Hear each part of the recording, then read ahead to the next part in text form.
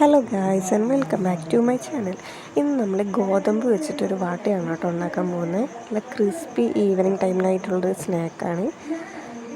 കുറച്ചുകൂടി ഹെൽത്തി ആണല്ലോ ഗോതമ്പ് പൊടി വെച്ചിട്ട് ചെയ്യുമ്പോൾ. അപ്പോൾ നമുക്കിത് എങ്ങനെ ചെയ്യാൻ നോക്കാം.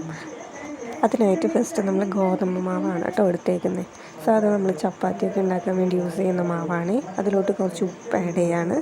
പിന്നെ നമ്മൾ അതിനായിട്ട് കുറച്ച് സവോള, ഇഞ്ചി, പച്ചമുളക്, ഇത് മൂന്നുമാണ് കേട്ടോ എടുത്തേക്കുന്നത്. ഇത് നമ്മൾ ചോപ്പറിലിട്ടിട്ട് നല്ലോണം ഒന്ന് ക്രഷ് ചെയ്തെടുക്കുകയാണേ. ചെറുതാക്കി അരിയാഞ്ച് അങ്ങനെയും ചെയ്താൽ മതി. ഞാനിപ്പോൾ എളുപ്പത്തിനായിട്ട് ചോപ്പറിലിട്ട് അടിച്ചെടുക്കുകയാണ്. ഞാനിപ്പോൾ ഇതിലോട്ട് 4 പച്ചമുളകാണ് കേട്ടോ യൂസ് ചെയ്തേക്കുന്നത്. ഇതിപ്പോൾ നമ്മൾ ഓരോരുത്തരുടെ എരിവിനനുസരിച്ച് യൂസ് ചെയ്താൽ മതി. പിന്നെ അതിലോട്ട് കുറച്ച് ഇഞ്ചി ആഡ് ചെയ്യുന്നുണ്ട്.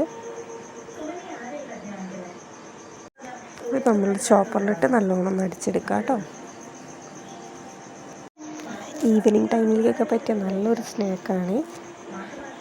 നമ്മൾ മൈദമാവ് വെച്ച് ചെയ്യുന്നതിനെക്കാട്ടും കുറച്ചുകൂടി ഹെൽത്തിയാണ് ഈ ഗോതമ്പ് വെച്ച് യൂസ് ചെയ്യുമ്പോൾ.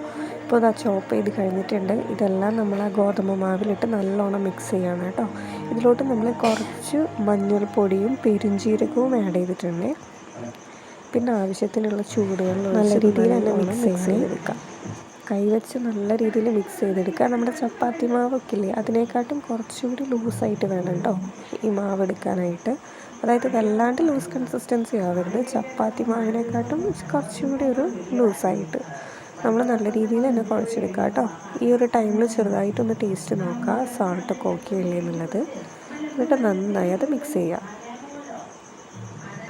ഇനി നമ്മൾ നല്ല അടി കട്ടിയുള്ള പാൻ എടുക്കുക. നോൺ സ്റ്റിക്ക് ആയാലും കുഴപ്പമില്ല. എന്നിട്ട് അതിലോട്ട് ഈ ഒരു ഷേപ്പ് നമുക്ക് ഇഷ്ടമുള്ള ഷേപ്പ് എടുക്കാം കേട്ടോ. അതിലൊന്നും ടേസ്റ്റ് വ്യത്യാസം വരില്ല. എന്നിട്ട് നല്ല ചൂടായിട്ടുള്ള എണ്ണയിലോട്ട് ഇങ്ങനെ വറുത്ത് കോരണേ. അപ്പം നമുക്കങ്ങനെ ഓരോന്നായിട്ട് ഇട്ട് കൊടുക്കാം കേട്ടോ. നമ്മൾ ഫസ്റ്റ് ഇതിലോട്ട് മാവ് ഒഴിക്കുമ്പോൾ ഫുൾ ഫ്ലെയിമിൽ ഓണാക്കി വെക്കണേ. എന്നിട്ടത് മീഡിയം ടു ലോ ഫ്ലെയിമിലോട്ട് മാറ്റിയാൽ മതി. ഇങ്ങനെ നമുക്ക് ഓരോന്നായിട്ട് ഇട്ട് കൊടുക്കാം. ഷേപ്പൊക്കെ നമുക്ക് ഇഷ്ടമുള്ള ഷേപ്പ് ചൂസ് ചെയ്യാം കേട്ടോ.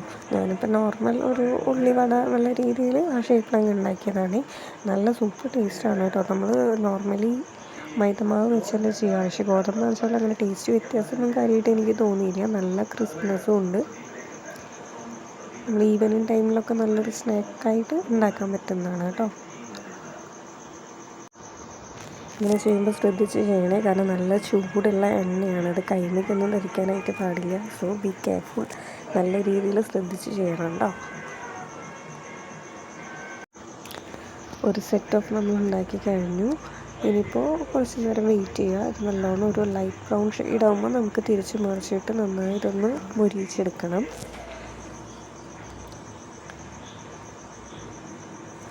ഇപ്പോൾ ഏകദേശം ഒരു 5 to 6 നന്നായിട്ടുണ്ട്. അതിൻ്റെ ഇടയിൽ ഞാൻ ചമ്മന്തിക്കുള്ളതാണ് കേട്ടോ കാണിച്ചത്. അതിൽ കുറച്ച് ഒനിയനും ചില്ലിയുമാണ്.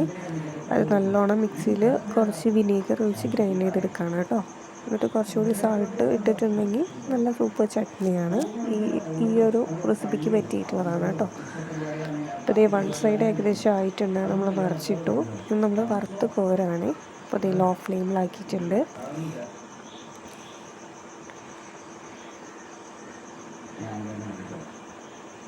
എന്നിട്ട് അതെടുത്ത് മാറ്റാണ് കേട്ടോ.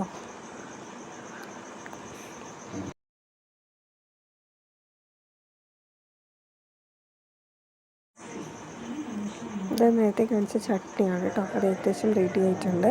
അതിലോട്ട് കുറച്ച് വിനീഗറും ഉപ്പും കൂടി ആഡ് ചെയ്തിട്ടുണ്ട്. പിന്നെ അതാ ഒരു ബ്ലാക്ക് ടീ ഉണ്ടാക്കുകയാണ് നമ്മൾ സ്നാക്കായിട്ട് കഴിക്കാനായിട്ട്. ഇതാണ് കേട്ടോ ഫൈനൽ ലുക്ക്. നല്ല ടേസ്റ്റാണ്. എല്ലാവരും ഒന്ന് ട്രൈ ചെയ്യണേ.